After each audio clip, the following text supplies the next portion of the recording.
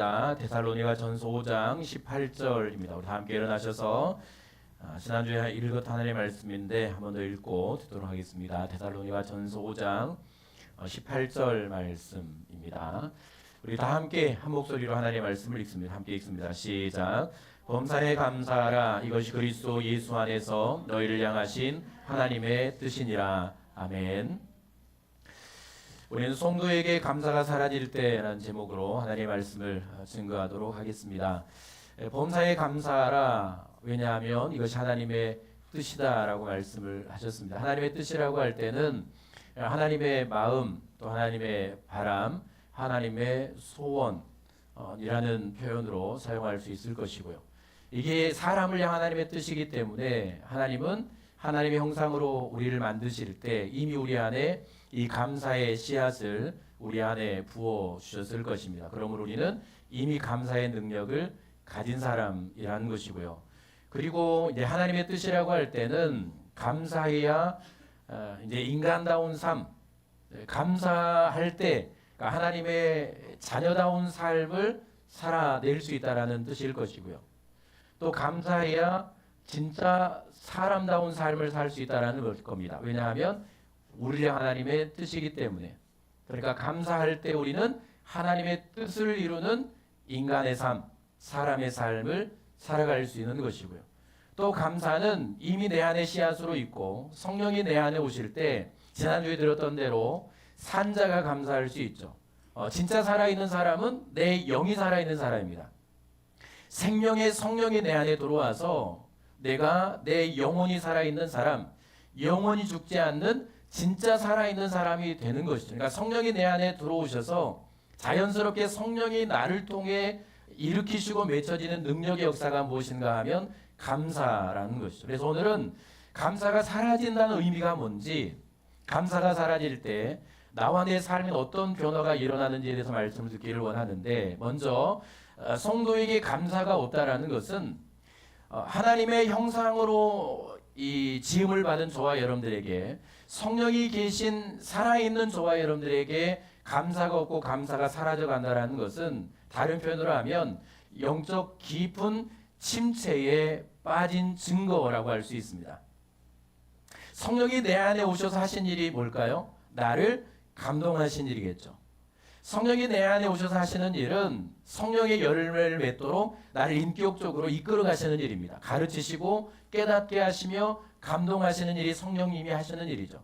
그러니까 성령이 내 양심과 내 마음과 내 삶을, 생각을 주장하시면서 이 감사의 열매, 이 감사의 삶을 살아가도록 역사하시는데, 이런 감사를 내가 하지 못하고 있다는 것은, 이런 감사가 내 일상에서 사라져가고 있다는 것은 이 성령의 감동을 받지 못할 만큼, 때로는 성령이 내 안에 깨닫게 하시고 가르치시는, 또 인도하시는 이 감사의 고백을 거부할 만큼, 혹은 듣지 못할 만큼 내 영은 깊은 잠에 빠져 있다라는 증거, 깊은 침체에 빠져 있다라는 증거일 것입니다. 그러니까 내 영적 상태를 알아보려면 내가 감사하고 있는가 하고 있지 않는가를 통해서 우리는 알 수 있을 겁니다. 하나님께 구원받고 은혜 가운데 살아갈 때 우리는 모든 것이 감사했죠. 그럴 때가 분명히 있었습니다. 내 삶이 비록 힘들고 고단하고 어렵지만, 내 인생이 병들고 아프지만, 그럼에도 불구하고 감사할 수 있었던 힘은 하나님께로, 구원의 감격으로부터, 은혜로부터 온 것이죠. 그럴 때가 있었을 것입니다. 그런데 그런 감사는 다 사라져버리고 이제는 감사할 일이 있어야 감사하는, 심지어는 감사할 일이 있어도 감사할 수 없는, 더 나아가 모든 일에 원망이며 불평이며 하나님께서 나에게 주신 것들에 대한 악한 말, 악평으로 내가 살아가고 있다는 것은 아마 내 영이 죽어 있거나 하나님의 자녀가 아니거나, 이건 이제 우리에게 일어나지 말아야 될 일이고 우리에게 하나님 영적인 깊은 잠에 빠진 증거라는 사실인데, 사도 바울은 로마의 추운 감옥에서 순교했죠. 노년에 늙은 나이에 감옥에서 복음을 전하다가 그곳에서 순교하게 됩니다. 바로 그 로마의 감옥에 있을 때 기록한 서신 중에 하나가 빌립보서죠. 그 빌립보에서 빌립보 성도들에게 그는 하나님의 말씀을 증거하는데, 그들에게 권면하는 말씀이, 또 고백하는 말, 그 말이 있는데 빌립보서 4장 11절부터 13절까지 말씀인데요. 우리 함께 읽어볼까요? 빌립보서 4장 11절부터 13절입니다. 내가 시작. 내가 궁핍함으로 말하는 것이 아니라 나는 자족하기를 배웠노니 난 비천에 처할 줄도 알고 풍부에 처할 줄도 알아. 모든 일 곧 배부름과 배고픔과 풍부와 궁핍에도 처할 줄 아는 일체의 비결을 배웠노라. 내게 능력 주시는 자 안에서 내가 모든 것을 할 수 있느니라 라고 말을 합니다. 그는 감옥에 있으면서도 만족하는 삶을 살았죠. 감옥에 있어도 육체의 가시가 그를 찌를 만큼 질병이 그를 고통스럽게 해도, 풍부할 때에도 비천에 처할 때에도, 가난할 때에도, 뭔가 있을 때에도, 사람들이 자신의 곁에 있을 때에도, 사람들이 다 떠나갈 때에도 그는 거기 속에서 살아갈 수 있는, 거기서 살아낼 수 있는 능력, 그 자족하며 만족할 수 있는, 하나님께서 주신 것들에 대하여 모든 것에 만족하며 자족하며 살아낼 능력, 그것을 배웠다라고 말을 합니다. 그 능력은 어디로부터 왔는가 하면 1차적으로 은혜에 대한 감사로부터 왔죠. 그러니까 그 안에 은혜가 충만할 때 자격이 없는 자신에게 베풀으신 은혜에 대한 감격이 그 안에 있었고, 그리고 그 은혜에 대한 반응은 자연스럽게 감사로 나오게 되죠. 그러니까 내 안에 은혜가 있으면 감사는 나오게 되어 있는 것입니다. 더 중요한 사실은 그러면 그 은혜에 대한 감격으로 충만하게 하신 분이 누군가라는 것이죠. 그런 만족함과 자족감 가운데 감사하며 살아갈 수 있도록 은혜로 충만하게 역사해 주시는 분이 누군가. 그가 고백하는 고백을 보면 내게 능력 주시는 자 안에서 내가 모든 것을 할 수 있느냐. 이거 모든 일을 처리할 수 있다는 것이 아니고요. 어떤 형편에도 나는 살아서 거기 형편에 만족하며 자족하며 감사하며 살아갈 능력을 내가 가졌다라는 겁니다. 누구의 능력으로요? 내게 능력 주시는 자 안에서. 그에게 능력 주시는 자는 누굽니까? 그 안에 계신 성령 하나님이죠. 성령께서 그에게 능력을 주심으로 은혜가 충만하게 하시며 어떤 형편에서도 잔족하며 모든 일상이죠. 그게 아픔이든 기쁨이든 질병이든 건강이든 부요든 빈곤함이든 모든 형편을 만족하며 감사하며 그렇게 살아갈 수 있는 능력은 자기로부터 온 것이 아니고 자신 안에 있는 성령 하나님께서 베푸시는 능력으로 그 일을 행했다라는 겁니다. 그러니까 이 말을 다르게 설명해 보면 성령은 그 안에서 끊임없이 그를 은혜로 충만하게 하셨죠. 그리고 모든 형편에 감사할 수 있는, 만족할 수 있는 능력으로 그를 붙드신 것입니다. 그러니까 그 성령의 은혜와 붙드심과 인도하심과 그 성령의 감동과 이끄심을 듣고 순종하며 살아갈, 그러니까 영적으로 깨어 있었던 사람, 성령 안에 영이 깨어 있었던 사람, 성령의 은혜에 민감한 사람, 성령의 음성을 들을 줄 아는 사람, 성령이 자신 안에 들어와 능력으로 역사할 때, 자기 안에 있는 성령 하나님이 능력으로 역사할 때 그 성령의 음성과 이끄심에 자신을 순응하고 순종할 수 있는 사람, 때로는 원망도 하고 싶고 불평도 하고 싶고 때로는 자신에게 허락하신 일들에 야 이거 못마땅해 왜 이런 일을 주시는가 하고 악평하고 싶지만 성령은 그 안에서 아니야 감사해야 돼, 자족하며 살아갈 은혜로 채워주실 때 자기의 어떤 그 모든 것들을 죽이며 순종하며 감사로 나아갈 수 있는 깨어있는 사람이 바로 사도 바울이었던 것입니다. 그러니까 성령이 거하시는 성전인 하나님의 자녀들, 영적 깊은 잠이나 침체에 빠지지 않고 깨어있는 자녀는 자연스럽게 성령이 그 안에 역사하심으로 말미암아 자신의 일상에 만족할 수 있는, 그리고 감사할 수 있는 그런 삶을 살아가게 되는 것이죠. 그래서 사도 바울은 또 하나의 옥중서신 골로새서에서 골로새 성도들에게 이런 권면을 합니다. 기도를 계속하고 기도에 감사함으로 깨어있으라. 깨어있으라. 왜냐하면 깨어있어야 사니까. 기도하고 감사함으로 내 영이 깨어있어야 하나님의 뜻을 이룰 수 있으니까. 감사로 내 영이 깨어있어야 사람다운 삶을 살아갈 수 있으니까. 감사로 내 영이 깨어있을 때야 이 악한 세상과 곤고한 세상에서 나에게 오는 이 모든 일들을 능히 이기며 승리할 수 있으니까. 그래 기도로 감사로 늘 깨어있으라고 사도 바울 우리에게 권면하고 있는 것이죠. 언제부턴가 내 일상에 감사가 사라지고 있고 내 은혜가 다 식어져 버리고 하나님께서 내 인생에 허락하신 것들마다 다 악평이고 다 못마땅하고 내 주변에 있는 사람도 다 못마땅하고 그리고 감사가 사라져 버렸다면 적어도 영적으로 깨어 성도다운 삶을 살아가야 될 우리가 어느 순간부터 내 영이 죽고 내 영이 잠들고 영적인 깊은 침체에 빠져서 일어나지 못하고 있다는 사실을 알고 우리는 다시 주의 은혜로 깨어나야 할 줄로 믿습니다. 파수꾼의 역할은 밤새 성을 지키는 파수꾼의 역할은 잠을 자지 않는 것입니다. 깨어 있는 것이죠.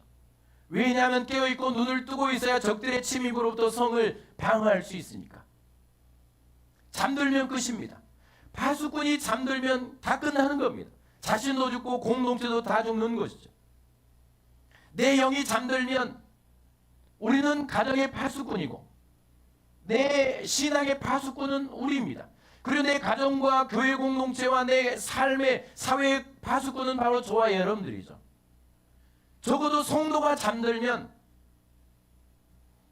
성도가 영적으로 깊은 침체에 빠지면 우리 눈을 감고 자는 것 아닙니까? 그러면 모든 악한 공격에 다 노출되어 있다는 사실입니다. 방어할 능력이 없죠. 그러니까 감사가 사라지면 인생은 무너지는 것이죠. 내 인생에 내 심령의 감사가 사라지고 불만족이고 원망이고 악평이 시작되기 시작하면 내 마음과 육체는 병들어가는 겁니다. 방어할 능력이 없죠. 스트레스로부터 내 인생을 방어할 능력이 없는 것입니다. 악한 사람들과 공고한 삶으로부터 나를 방어할 능력이 사라지는 것이죠. 잠들어 버리니까. 그렇게 잠들면 우리가 다 느끼는 바죠. 사실 가정 공동체도 그렇게 불행해지는 겁니다. 지켜내지를 못하죠. 감사가 사라질 때부터 잠에 빠지는. 그러므로 우리는 다시 깨어야 합니다. 내 잠든 영혼이 깨어나야 합니다. 내 안에 다시 은혜가 충만해야 하고 성령의 음성을 들을 만큼, 성령의 감동을 듣고 내가 순종할 만큼, 성령의 인도하심에 내가 따르고 나를 순응할 만큼의 그 영적인 깊은 민감함으로 다시 일어나야 우리는 감사로 깨어나는 것이고, 그 감사로 깨어날 때 우리는 나와 함께 내 신앙과 내 모든 주변의 삶들이 다시 회복되고 살아나는 그런 은혜가 임하게 된다는 사실을 여러분 꼭 기억하시고요. 다시 일어나시기를 바랍니다. 깨어나야죠. 기도해야죠. 하나님을 찾아야죠. 무뎌진 내 심령을 깨워내야죠. 이대로 두면 우리는 다 병들어 죽을 겁니다. 내 인생 자체가 죽는 것이죠. 내 삶 자체가 무너지는 겁니다.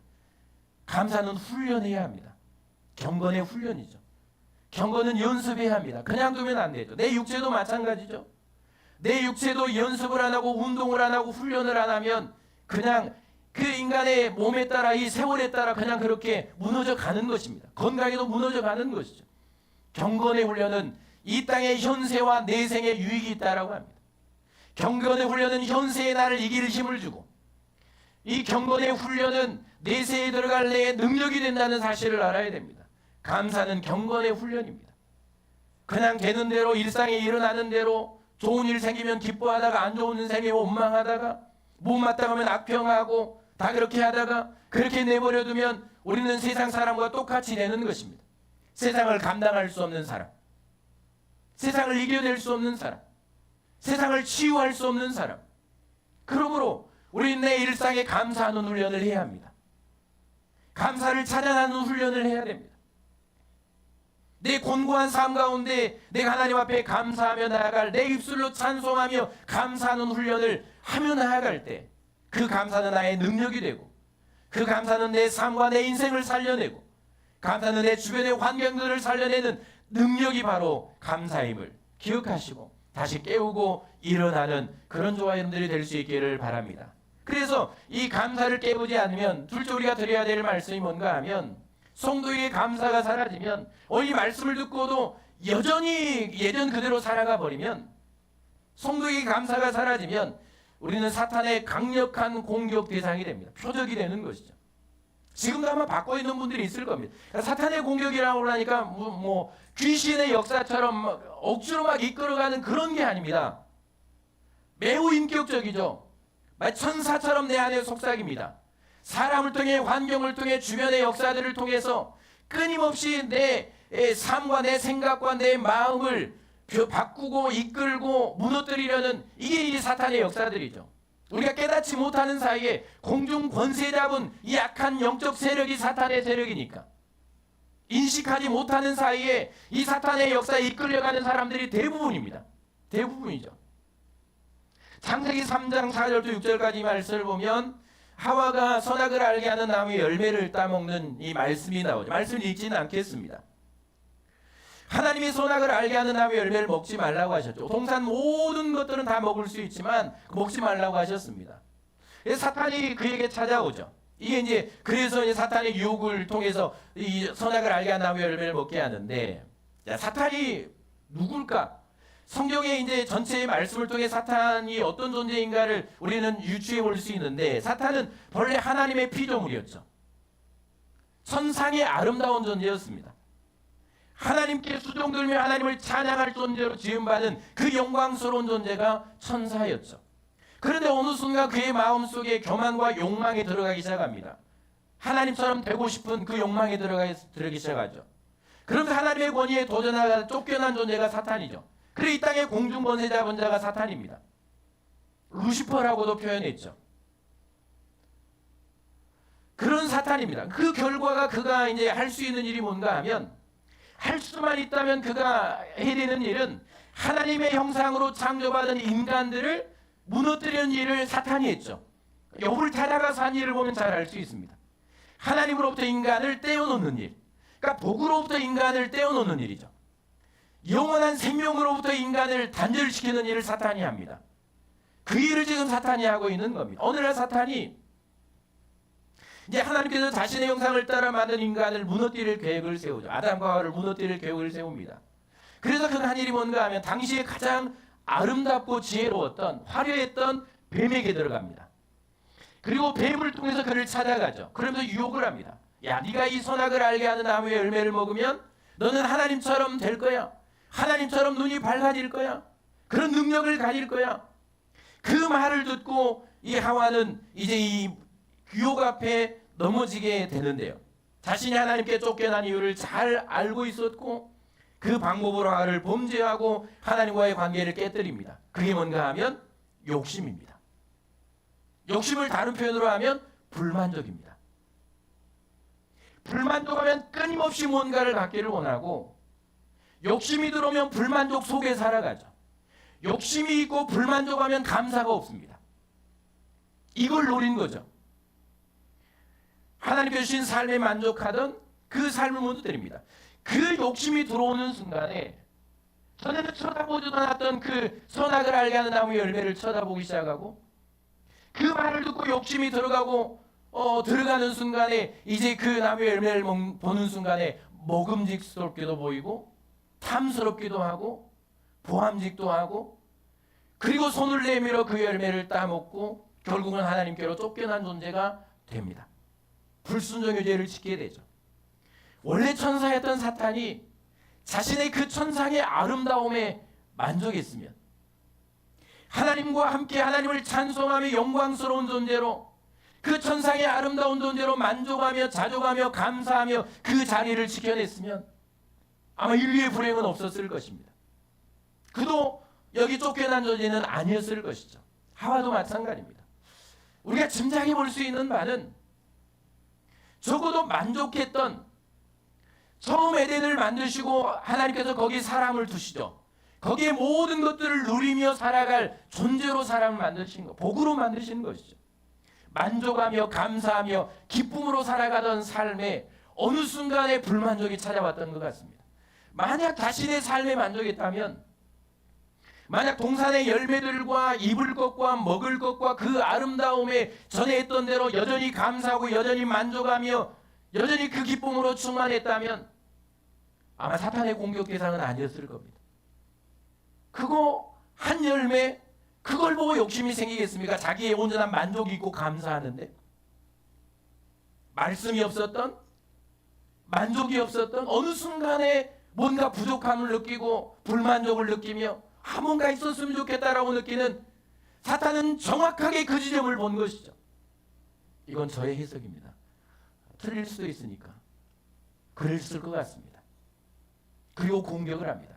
그곳을 공격하죠. 욕심으로, 불만족으로. 여지없이 무너지지 않습니까? 이게 인간의 역사들입니다. 요한복음 13장 2절 보면 가룟 유다에 관한 이야기가 나오죠. 마귀가 벌써 시몬의 아들 가룟 유다의 마음에 예수를 팔려는 생각을 넣었더라라고 말씀을 하고, 왜 하필 많은 제자들 중에 사탄은 가룟 유다의 생각을, 그의 마음속에 예수를 팔 생각을 넣었을까요?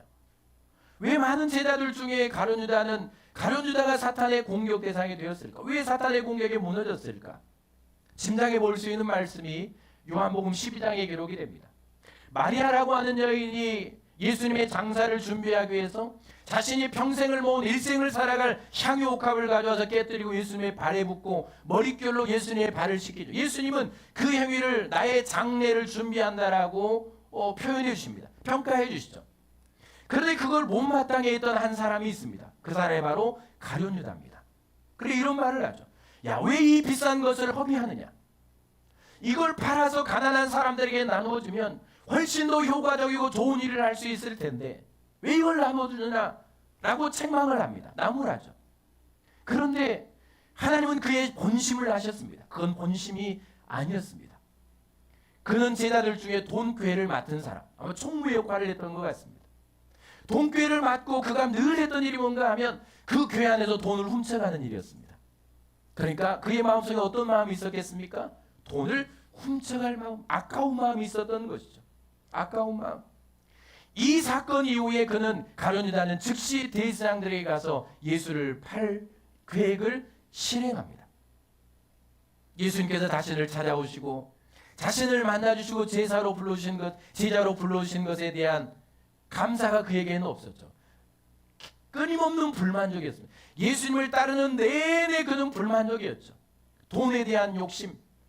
자신은 돈 때문에 왔고 자기 어떤 욕심을 쫓고 예수님을 따르는데 예수님은 가난한 사람만 찾아가고 병든 사람들만 찾아가고 자신의 있는 것들을 다 퍼주고 오병이어를 통해서 먹지 못한 사람들에게 나눠주고 자신에게 돌아온 것은 없는, 자신의 욕심은 채워지지 않는 그 끊임없는 불만족과 원망과 이 삶에 대한 악평들, 그의 마음속에 가득 차 있었던 것을 사탄은 정확하게 알았죠. 영적 존재니까, 자신이 그렇게 무너졌으니까 그에게 예수를 팔 생각을 넣어준 것이죠. 그분이 행하시는 역사, 얼마나 많은 능력을 경험했습니까? 얼마나 많은 기적을 그는 보았습니까? 심지어 예수님은 그들에게 권능을 주시고 능력을 주시고 귀신을 내어 쫓는 권능까지 그들에게 주셨는데 그 능력의 삶과 그 표적을 보는, 기적을 보는 제자의 삶에 만족하지 못한, 감사하지 못한, 끊임없는 불만족 속에 예수를 따르는 그의 마음에 예수를 팔 생각을 집어넣은 것이죠. 내 안에 감사가 사라져버리면, 그리고 내 안에 원망과 불평과 이 삶에 대한 이 악한 말들과 좋지 않은 말들과 나에게 내 주변에 준 사람들, 환경들, 일들, 우리가 쉽게 다 하는 것들이죠. 왜 이런 것들을 나에게, 왜 저 사람은 내 곁에 있는 거지? 왜 이런 일들이 나에게 일어나는 거지? 못마땅해. 끊임없는 이 악평들, 이게 내 마음을 사로잡기 시작하면 그 즉시 사탄은 그것을 공격하기 시작합니다. 그럼 무너지죠. 기쁨이 없고 평화가 없고 행복이 없고 성도로서의 삶의 예배의 기쁨, 기도의 기쁨도 다 사라져버리는, 그러니까 우리는 그 자체로 하나님으로부터 멀어져 버리는 잠든 영혼으로 살게 되는 것이고, 누구도 구원할 수 없는 능력 없는 그리스도인으로 살아가는 것이고, 감사함으로 하나님의 뜻을 이룰 수 없는 사람다웠지 못한 삶을 살아가는 것이죠. 그러니까 여러분, 감사하지 못하는, 감사가 없는 이 권력에 대한 불만족, 돈에 대한 불만족, 채워도 가져도 만족이 없고 불만족 속에 살아간 그들이 이 나라의 지도자가 되고 가정의 지도자가 되고 교회의 지도자가 될 때 일어나는 역사를 우리는 직접 눈으로 보고 경험했습니다. 감사하지 못하는 사람이 지도자가 될 때,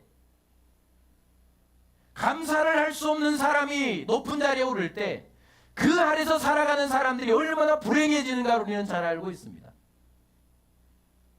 이 감사할 때 우리는 하나님의 자녀의 삶을 살아갈 수 없는 것이고요, 하나님의 뜻을 이루어갈 수 없는 겁니다. 세상의 빛으로, 사람들을 복으로 인도해야 할, 사람들을 구원해야 될 우리의 삶을, 사역 자체를 우리는 감사하지 못하면 살아낼 수 없는 겁니다. 왜요? 감사하지 못하면 얼굴에 다 드러나는데, 내 말투로 다 드러나는데, 내 행동으로 다 드러나는데요.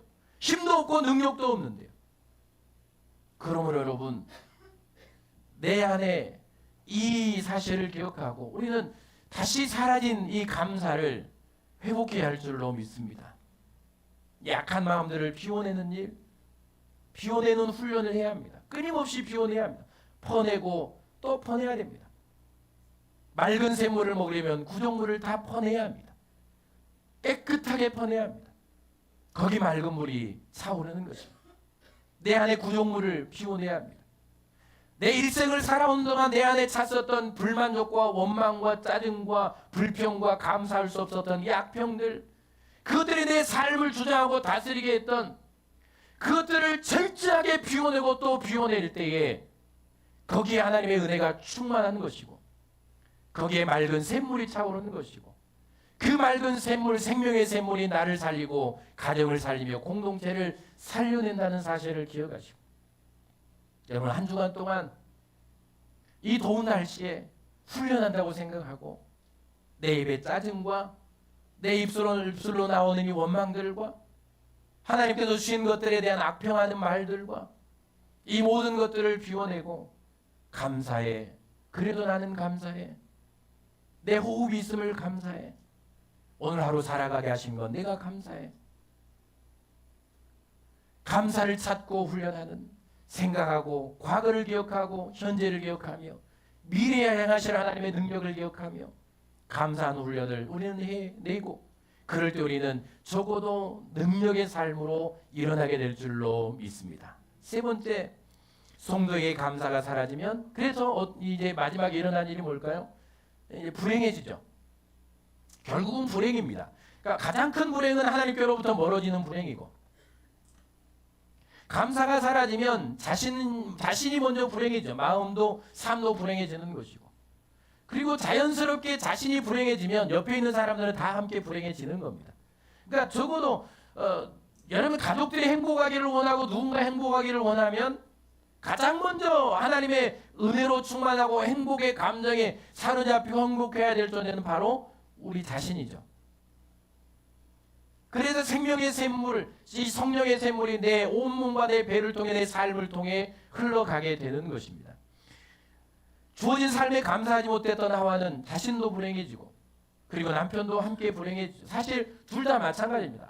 하나님께서 하와를 자신의 곁에 배필로 주셨을 때 그는 내 살 중에 뼈 중에 뼈요, 살 중에 살이라고 고백했죠. 감격하며 감동이 있지 않았습니까? 그런데 이게 환경에 따라 상황에 따라 이게 변해버리죠. 하나님이 아담에게 야 너 왜 이 선악을 알게 한 나무의 열매를 먹었느냐라고 하니까 전에는 내 뼈 중에 뼈, 살 중에 살이라고 했던 내 여자라고 했던 그 하와를 향해서 하나님께서 나에게 주신 저 여자 때문에 내가 먹었습니다. 이건 이미 이 일들로 말미암아 자신의 아내에 대한 감사, 감격, 사랑 사라진 것이죠. 아내를 핑계하고 이런 일들, 불만족한 것들, 하와도 마찬가지고 아담도 마찬가지죠. 그러면 이 일은 그 두 부부에게 한 문제인가?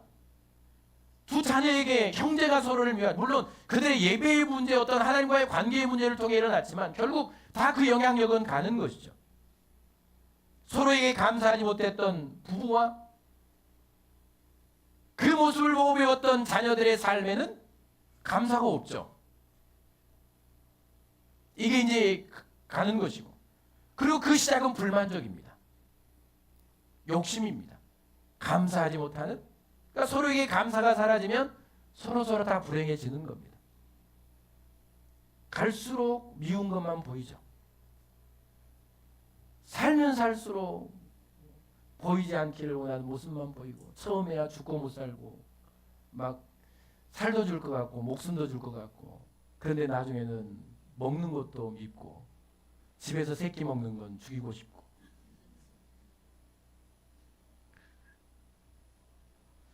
그러니까 점점 하나님께서 나에게 주신 것들에 대한 감사가 식어지고 사라져가면 나와 주변의 사람과 공동체는 다 그렇게 함께 불행해져 가는 것인데, 가룟유다도 마찬가지고요.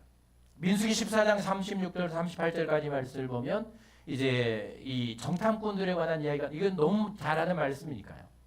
하나님께서 광야를 인도하셨고 이제 가나안 정탐을 합니다. 하나님께서 약속하신 땅, 젖과 꿀 이는 땅을 정탐하고 이제 돌아옵니다. 12명이 가죠. 각 지파에서 지도자들이 뽑혔습니다. 12명이 갑니다. 그 10명이 돌아와서 하는 말이 뭔가 하면 그 땅은 고주민을 삼키는 땅이고 그 땅 사람들은 거인들이어서 우리는 그들의 메뚜기다. 절대로 우리는 그 땅을 점령할 수 없다. 왜 하나님이 이런 땅, 그런 사람들이 있는 땅으로 인도하셨는지 모르겠다. 뭐 당장 악평이 흘러나오죠. 원망이 흘러나옵니다. 그러니까 그 가나안 땅을 정탐 좋은 것들이 있었죠. 포도 열매가 두 사람의 어깨에 메고 올 만큼 그렇게 풍성한 포도 열매인데 그런 풍성함에 대한 것들 분명히 좋은 것들이 있었고 감사할 일들이 있었고 하나님께서 약속하신 땅이고 분명히 하나님 그들을 들여보내실 텐데 그래서 가는 순간부터 그들은 이게 거인들을 보고 할 수 없는 일을 보고 안 좋은 것들을 보면서 돌아온 내내 그들의 마음속을 다스리 주장하는 건 뭐였을까요? 악평입니다. 왜? 도대체 왜 하나님이 이런 땅을 주셨는가?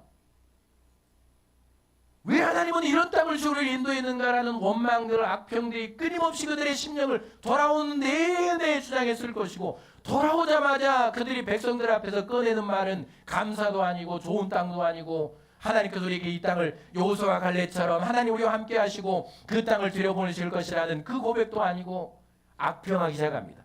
거기는 거인들이 산다. 거기는 거주민을 삼키는 땅이다. 우리는 메뚜기다. 하나님이 왜 그런 땅에 우리를 들여보내시려고 했는지 모르겠다. 절대 우리는 거기 못 들어간다. 그 악평과 원망이 순식간에 온 백성에게 퍼져갑니다. 그러면서 밤새 백성들이 통곡하며 울며 원망하며 결국은 하지 말아야 될 말까지 합니다. 우리가 저 애굽으로 돌아가자.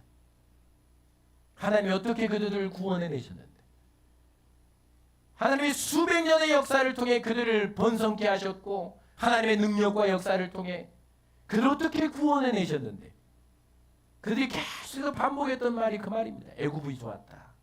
거기 먹을 것이 좋았고 거기는 이런 고통도 없었고 우리의 지도자를 세우고 애굽으로 돌아가자. 그러니까 우리가 끝에 꼭 싸우다가 하는 말은 하지 말아야 될 말을 합니다. 그러면 끝납니다. 그러면서 이스라엘 백성들은 40년을 광야에서 방황하죠. 출애굽 1세대가 죽습니다. 원망과 불평과 불만족과 악평으로 가득 찬 사람들의 그 말, 그 일 때문에 온 백성이 불행해지는 것이죠. 법궤를 모셔오던 다윗의 이야기를 잘 알고 있습니다. 그는 온 재물과 온 하나님을 찬양할 수 있는 악기와 그리고 찬양하는 모든 온갖 사람들을 다 동원해서 감사하며 찬송하며 법궤를 모셔옵니다. 이거는 이스라엘 공동체를 감사의 예배자로 세우는 일입니다. 하나님을 감사와 찬송하는 예배하는 공동체로 다윗은 이 일을 행하는 것이죠. 그리고 백성들 나라가 감사의 예배자로 세워질 때 하나님은 왕권을 강하게 하시고 나라를 강하고 견고하게 세우십니다. 태평성대를 주시죠. 적어도 다윗이 사는 시대 동안 백성들은 평안했습니다. 감사의 예배가 회복될 때 감사로 주께 나아가는 이 공동체로 나아갈 때 거기에 진정한 평강과 회복이 있었다는 사실을 압니다. 그 반대의 사람도 있죠. 별 볼 없는 집안, 별 볼 없는 가정에서 하나님은 한 사람을 택하시고 왕으로 세우셨습니다. 그 왕이 바로 사울이죠. 그렇게 사명을 감당하던 그가 어느 순간에 욕심이 들어가고 교만이 들어가고 백성들의 인기에 대한 갈망이 들어가면서 불순종하기 시작합니다. 그리고 성령이 그에게 떠나가면서 즉시 찾아오는 것은 불만족입니다. 원망과 시기와 질투입니다. 그는 내내 다윗을 죽이기 위해서 쫓아다닙니다. 백성들은 안중에도 없습니다. 나라를 다스리는 데는 안중도 없습니다. 자신의 어떤 욕망을 이루기 위해 불만족을 채우기 위해 다윗을 죽여야 만족할 수 있다는 생각에 그렇게 찾아다닙니다. 전쟁의 연속이었죠. 적들이 쳐들어옵니다. 군인들도 불행해지고 백성들도 불행해집니다. 불만족했던 지도자 때문에 자신을 왕으로 세우신 감사하지 못했던 지도자 때문에 뭔가 욕망을 채우기 위해 끊임없이 쫓아다니는 갈망하는 지도자 때문에 그를 쫓아다니는 군인들이 죽습니다. 백성들이 전쟁터에서 불행해지죠. 그럼 나는 어떤 목사가 되어야 되는가? 나는 어떤 부모가 되어야 하는가? 나는 어떤 직장의 상사가 되어야 하는가? 감사하십시오. 감사해야 공동체가 행복해집니다. 엄마 아빠가 감사해야 자녀들이 행복해지겠죠. 이건 저는 부모로 살아가면서 많이 느낍니다. 직장의 상사가 감사해야 아래 일하는 직원들이 행복해지겠죠. 당연한 것 아닙니까? 대통령이 감사해야 나라가 행복해지겠죠. 이 감사가 회복돼야 되는 것이죠. 사랑하는 여러분, 함께하는 사람들 또 자신도 행복해지기를 원한다면 내 안에 사라진 감사를 다시 회복할 수 있기를 바라고요. 마지막 정리하겠습니다. 어떻게 우리는 감사할 수 있을까?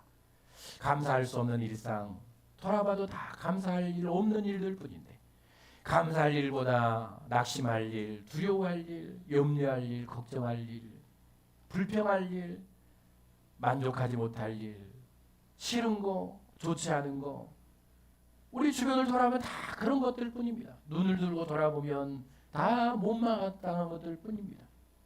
그런 일상을 어떻게 기도할 수 있을까? 어떻게 감사할 수 있을까? 그 비결은 기도에 있습니다. 식상한 말씀이라고 생각하지 말고, 하나님은 그래서 쉬지 말고 기도하라고 하셨죠. 지난주 우리가 보았던 요나 이야기, 하박국.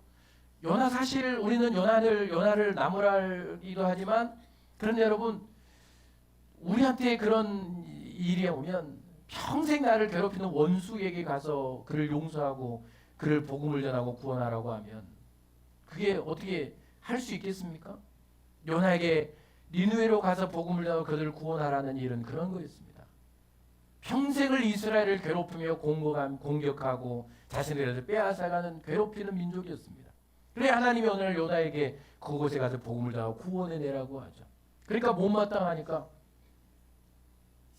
이게 하기 싫으니까 배를 타고 도망가잖아요. 뭐 당연한 거 아닙니까? 하나님이 그런 일을 시키시니까.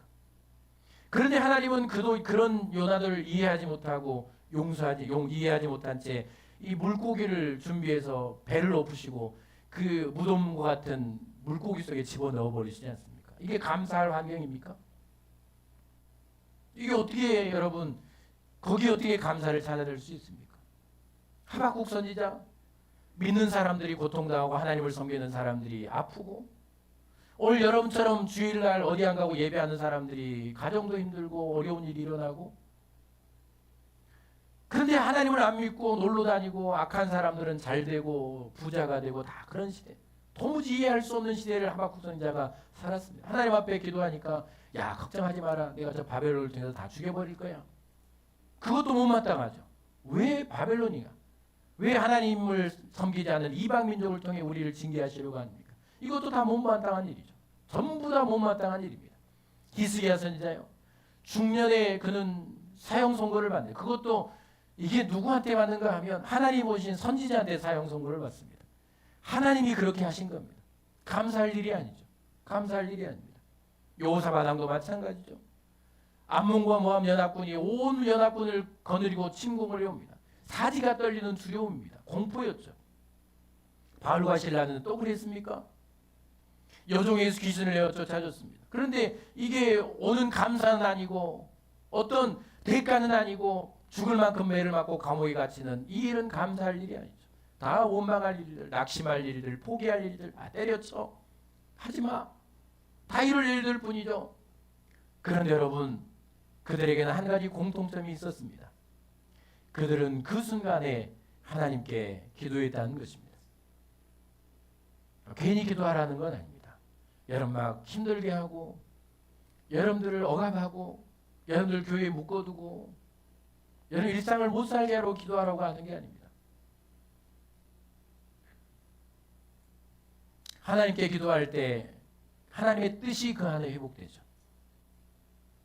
자신에게만 집중했던 그 모든 것들이 기도의 자리에 나가 깊이 기도할 때 자신을 향한 하나님의 뜻이 회복됩니다. 예수님도 그랬죠.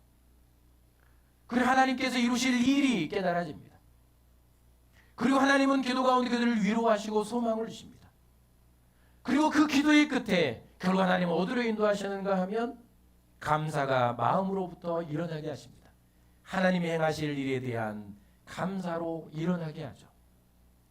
그리고 그 감사로 문제로 나아갈 때, 감사와 찬송으로 문제로 나아갈 때 하나님은 그 모든 환경들을 감사할 일들로 바꾸어 주셨습니다.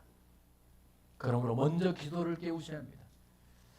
기도하지 않고 그러니까 기도하지 않으면 원망하지 마십시오. 기도하지 않으면 그냥 짜증도 내지 말고 불평도 하지 말고, 그리고 기도하지 않고 막 그런 일들이 일어나고 견딜 수 없으면 당연한 결과라고 생각해야 합니다. 기도하십시오. 내 일상을 들고 주께 나아가십시오. 내 주변에 악평할 일을, 원망할 일들을 다 갖고 주께 나아가십시오. 그리고 깊이 기도하십시오. 내 안에 감사가 일어날 때까지, 하나님의 뜻이 나를 지배할 때까지, 하나님께서 내 인생을 통해 이루실 미래가 내 생각과 마음을 지배할 때까지, 그때 일어나십시오. 그 감사가 내 안에 일어날 때까지. 기도는 그때까지 하는 겁니다. 그냥 잠깐 하자 말지 말고, 한 5분 하고 한 몇 초 하고 일어나지 말고. 그러니까 기도는 정해진 시간이 있어야 합니다. 기도는 정해진 장소가 있어야 합니다. 기도는 방해받지 않을 시간과 장소가 필요합니다. 그래서 새벽이라고 말하고 적어도 금요일이라고 말하는 것이고 교회로 오라고 하는 것입니다. 일상에서 그렇게 기도할 수 있으면 얼마나 좋겠습니까? 여러분, 모든 것들 주께 나와 기도할지요. 기도할 때 하나님은 여러분을 감사로 이끌어 주실 것입니다. 감사로 세상을 향해 나아갈 때 하나님은 여러분의 인생을 바꿔주실 줄로 믿습니다.